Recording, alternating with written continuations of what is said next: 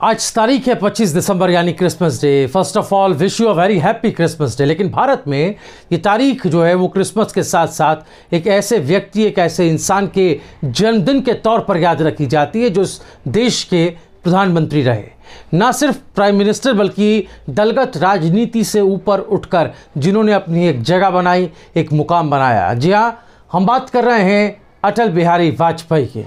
आज उनकी जयंती है और इस वक्त देश में सबसे गर्म मुद्दा किसान का है। ऐसे में एक किस्सा बड़ा याद आता है जब किसानों के लिए कांग्रेस सरकार के विरोध में सड़कों पर उतरे थे अटल बिहारी वाजपेयी और उन्हें जाना पड़ा था सलाखों के पीछे।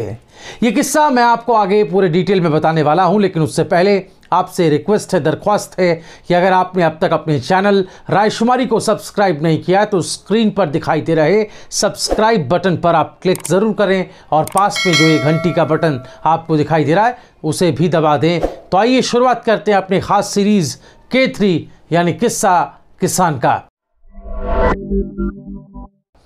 जिस बीजेपी सरकार के खिलाफ आज किसान लामबंद हैं, एकजुट हुए हैं, उसी पार्टी के कद्दावर नेता और पूर्व प्रधानमंत्री अटल बिहारी वाजपेयी कभी किसानों के लिए जेल गए थे, सलाखों के पीछे गए थे। तब की कांग्रेस सरकार ने किसानों के हक के लिए आवाज उठाने वाले अटल बिहारी वाजपेयी को 5 दिनों के लिए नैनी जेल में बंद रखा था। वो साल था 1973। यूपी में कांग्रेस की सरकार थी। हेमवती नंदन बहुगुणा के हाथों में उस वक्त सत्ता की बागडोर थी। उस समय अटल बिहारी वाजपेयी जनसंघ के नेता थे। वो अक्सर अलग अलग मुद्दों पर कांग्रेस को घेरा करते थे। उसी साल यानी 1973 में गेहूं की काफ़ी अच्छी पैदावार हुई थी। यूपी की कांग्रेस सरकार ये चाहती थी कि किसान सरकारी दामों पर यानी एमएसपी पर अपनी फसल बेचें।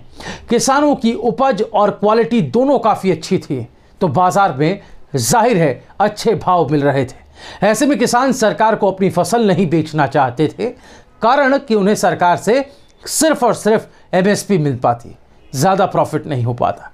कांग्रेस सरकार ने उस वक्त फरमान सुना दिया कि किसानों को आधी फसल सरकार को ही बेचनी पड़ेगी, यानी किसी किसान के खेत में अगर 100 क्विंटल गेहूं पैदावार हुई है तो उसे आधे यानी कि जो आधी पैदावार है 50 क्विंटल की, वो सरकार को देनी होगी, सरकार का उस पर अधिकार होगा।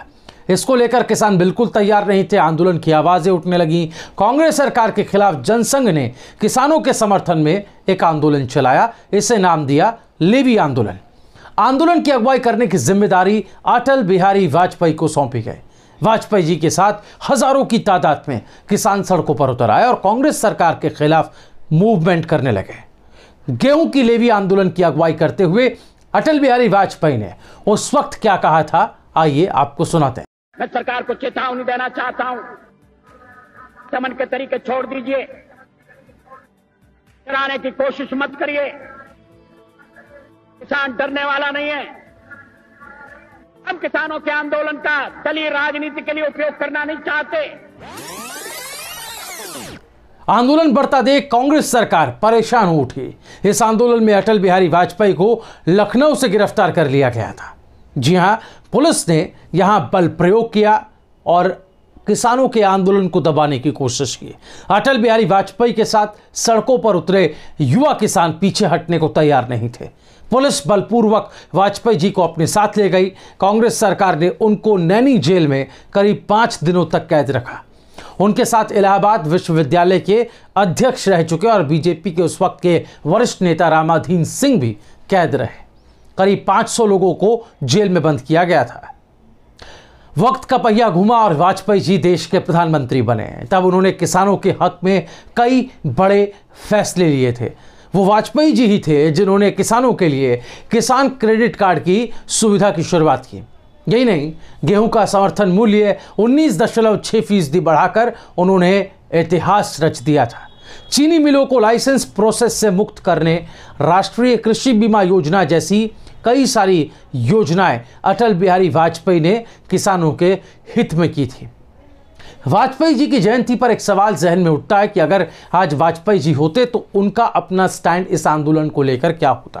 क्या वो आज भी किसानों के साथ खड़े होते, उनकी मांगों के साथ खड़े होते, या फिर इन कानूनों को सुधारवादी कानून मानते हुए उनकी आवाज़ों को अनसुना करते थे।